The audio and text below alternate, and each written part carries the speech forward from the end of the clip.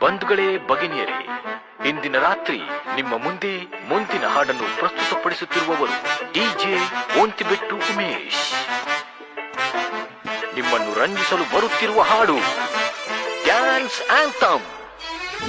ಓದಿಯಿಂದ ಬಂದರು ಮನುಜರು, ರಿವರ್ಸು ಹೊರಟರು.